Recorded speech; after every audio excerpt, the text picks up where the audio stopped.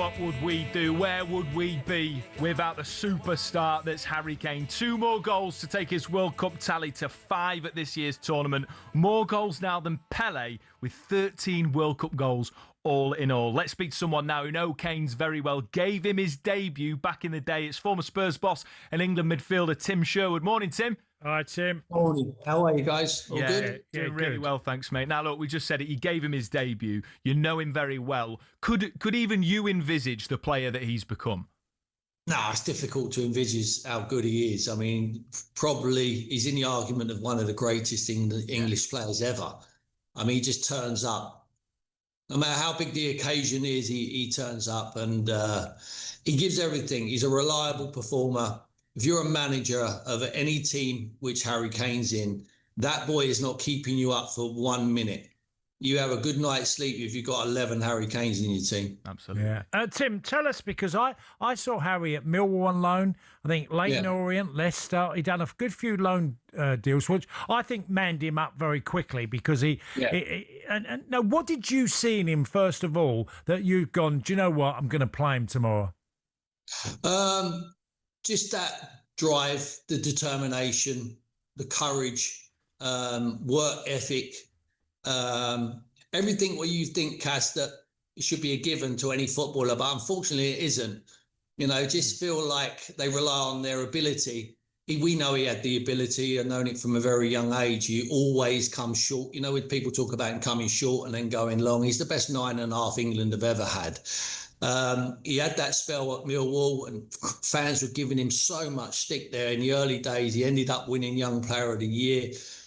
The loans weren't always necessarily a success, not for the clubs he went to and not for Harry on the goals front, but it was a success for his career. It was character building.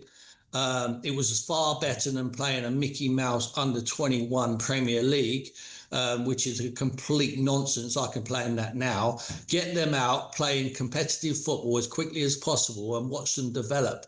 And that's exactly what Harry did into a superstar. I couldn't agree more, Tim. One thing I love about him, beyond the goals, beyond the fact that he's a world-class player, top 5 player in the world, one of the best England's ever produced, beyond all that, I love his leadership.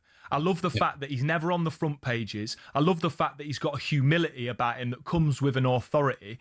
Early on, could you see that in him, or do you think that that's something that's grown as he's improved as a player? Well, it grows with experience, but you do see it from an early age in the kid. It's very difficult to put that into anyone. And you don't want to never take it out once it's in. So, he's always had that character. He's always had that self-belief. He still thinks now that he has not reached the ceiling. I'm sure of that. He still thinks he can improve. Every day on the training pitch is like his last day.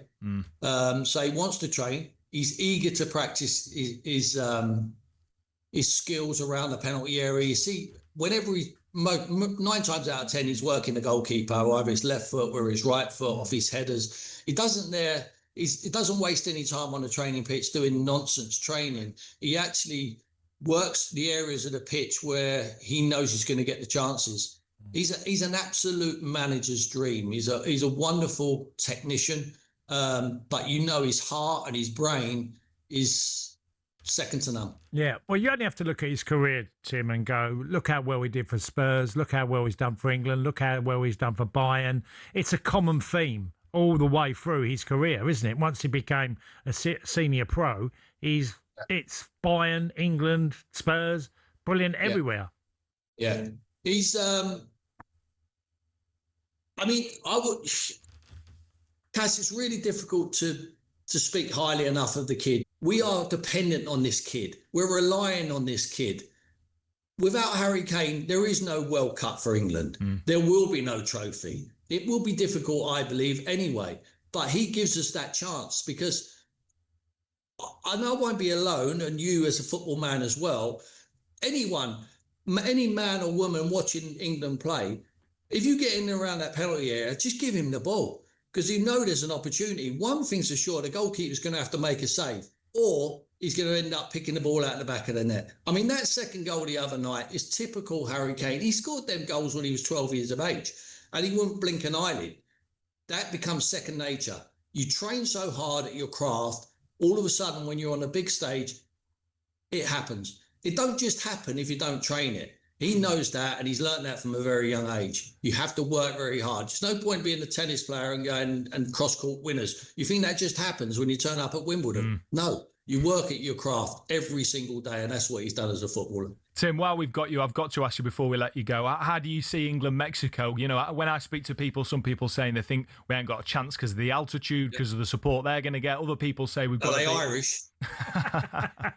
Well, the man next to me. No, but look, how do you see it playing out, Tim? How do you see it going? I think it's really going to be difficult, obviously. I think it's really important that they don't panic early on in the game, because they will come out hell for leather. They will come out flying out the blocks, and they will try and blow England away and try and get something to hold on to. And Casa tell you, altitude, you can't catch your breath, especially early on in the game. But you're acclimatised to it as the game goes on. So I think defend a little bit deeper, try and keep the ball is a key. You know, it's a lot, Casa tell you, it's a lot, and you probably played yourself. It's a lot harder when you're chasing the ball around a pitch than you are when you've got it and you're in control and you're resting on the ball. I think they need to show a different side to them. They cannot play, I believe, perhaps don't go with the two wide players, play with a Morgan Rogers who can handle the ball, or an Eze in the tight areas and keep possession better and control the tempo. And like I say, don't panic early on, and then the quality will shine through towards the end. I see England winning the game. I think Harry Kane 2, Mexico 1. Couldn't agree more, mate. Love to hear the positivity. Tim Sherwood, thank you so much for joining us, bud. Pleasure, guys. Cheers, Tim, all the best. Good to hear from you, Cass. Yeah, and you, mate. Great stuff. That's former Spurs and England midfielder Tim Sherwood. Speaks a lot of sense, doesn't he, Tim? No, Tim's really good. I always listened to Tim over the years, and he's not afraid to give his opinion, and it's always a strong one. And look, he's done management as well. You know, Villa, Spurs. Are you surprised he's not gone back in? I mean, we should have asked him. I don't know. I mean, look, you have to be. I don't know Tim well enough to go and say he's not tried hard enough for a job. I think Tim knows what he wants. He's always been that way. And I know people who know Tim really well, and Tim knows what he wants. And with that, if it wasn't an opportunity he didn't particularly think was that great, he's not going to Tim would be prepared to go, no, it's okay. Well, he's very good at what he does. I mean, you just heard it exactly. there, obviously praising Harry Kane. I know this is a pie in the sky. And that's a big decision, you know. I mean, you know, picking Harry Kane as a youngster to throw in a team, you know, they're hard calls. You've got to get them right, because your fans are on you. If you don't pick them, they always give you criticism. But when you do, they've got to deliver for you as well. And what a great decision it was to send him out on loan and sort of absolutely man him up a little bit and get him ready for the rigours of men's football. You'd have had players that come back to Forest who have been out on loan. Yeah. There's players all over the country who've gone out on loan to other clubs to learn their trade. Yeah. Well, I look at, you know, Brennan Johnson went on loan to Lincoln, was incredible there. Exactly. Then had the season he did at Forest. Ryan Yates been on loan, you know, all the way through the leagues, playing every single league, and now he's Forest captain. You know, it's such an important thing. Can I just ask you, Cass? We've seen Spurs loosen the purse strings this past week. Spent 80-odd million on Fernandes, spent 100 million on Tonali, 50-odd million or whatever it was on Van Hecke. Is there a world where they think Harry Kane's got a year left on his contract at Bayern? Yes, Barcelona have been sniffing around, but he's happy there. Surely the only club that could get him back or get him to them away from Bayern Munich is Spurs. Do you think that there's a world where that happens? I used to think that he might come back. Now I don't think. I feel the opposite. I feel like Harry's achieved a hell of a lot in Bayern. He's moved on as a player, and Tottenham have moved on as a club.